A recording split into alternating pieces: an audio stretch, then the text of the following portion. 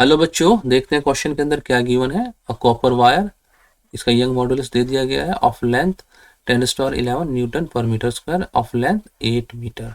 And steel wire, इसका Young modulus दे दिया गया है 2 × 10⁻11 न्यूटन पर मीटर स्क्वायर और लेंथ इसकी क्या है 4 मीटर है।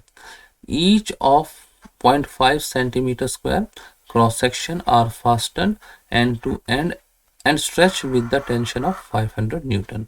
फिर हमें ऑप्शन दे दिए गए इलांगेशन इन कॉपर वायर कितना, इतना। Elongation of steel is 1/4 of elongation in copper wire. Total elongation all of the above.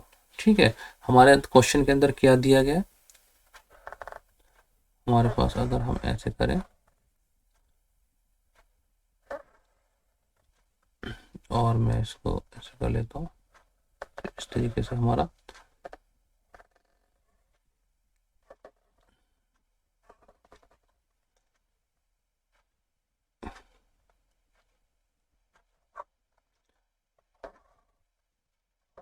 ये मैंने डायग्राम बनाने की कोशिश करी है। ये बच्चों हमारा क्या है, कॉपर वायर है और ये हमारा स्टील वायर है। ठीक है, स्टील वायर है और इसका जो लेंथ है हमें कितना दिया हुआ है, 8 मीटर दिया हुआ है। और इसका जो लेंथ दिया हुआ है इससे आधा है, 4 मीटर दिया हुआ है। ठीक है, ये 4 मीटर, ये 8 मीटर दिया हुआ है। ठीक है, और क्रॉस सेक्शन एरिया दोनों का क्या है, सेम है और वो कितना है 0.5 centimetre square. Cross section area हमें दोनों का सेम दे दिया गया है। यंग मॉडुलस इसका क्या दे दिया गया है, कॉपर का हमें दे दिया गया 10⁻11 न्यूटन पर मीटर स्क्वायर और स्टील का दिया गया है 2 × 10⁻11 न्यूटन पर मीटर स्क्वायर।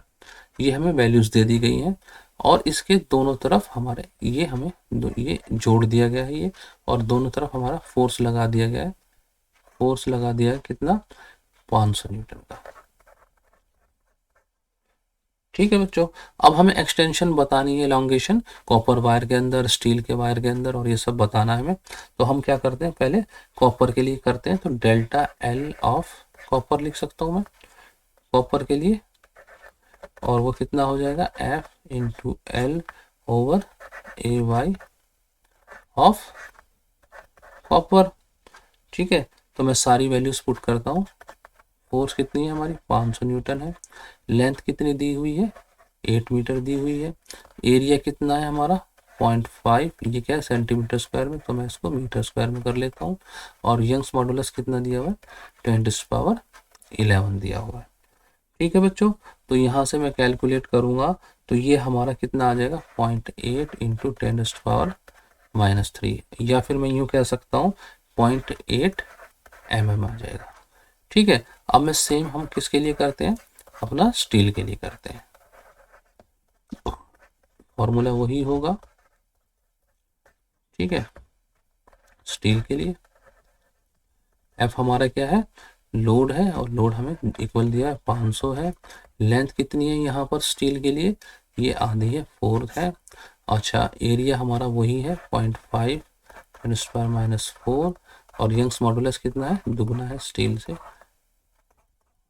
दुगना है हमारा किससे, जो कॉपर का है उससे। और मैं इसको कैलकुलेट करूंगा बच्चों, तो मेरा क्या निकल के आएगा, मेरा आंसर निकल के आने वाला है,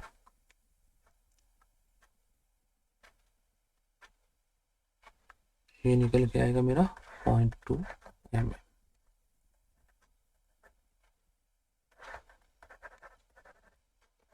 ठीक है बच्चों, ये आ गया हमारा। तो अब हम चेक करते हैं टोटल इलांगेशन हमारा कितना आ गया। अगर हम देखें डेल्टा एल ऑफ स्टील तो क्या है हमारा, और डेल्टा एल ऑफ इसका कॉपर, दोनों का रेशियो लेते हैं तो 0.2/0.8 1/4। तो delta L of steel is equal to delta L of copper 1/4। तो हमारा एक तो बी ऑप्शन हमारा ठीक हो गया। अच्छा, हमारा ए ऑप्शन भी ठीक हो गया, क्योंकि हमारा लेंथ, ये कॉपर वायर का डेल्टा एल कितना आया है हमारा, 0.8 mm आया है, और ये दूसरा रिलेशन भी ठीक हो गया। अच्छा, दोनों का इलांगेशन और पूछा गया हमारा, तो हम मैं क्या करता हूँ, delta L of steel plus delta L of इसका कॉपर का। स्टील का कितना है हमारा, स्टील का 0.2 है और इसका कितना है 0.8, दोनों करेंगे तो 1.0 mm, मतलब कि हमारा 1 mm। तो ये भी हमारा ठीक हो गया, सी ऑप्शन भी ठीक हो गया। तो हम डी देखेंगे ऑल ऑफ द अबव, हाँ तो हमारा all of the above is the best answer. ठीक है, ऊपर वाले सभी तीनों ऑप्शन करेक्ट हैं, तो इसलिए ऑल ऑफ द अबव हम स्ट्राइक करेंगे। आई होप बच्चों आपको समझ में आ गया होगा। Good luck, goodbye, thank you.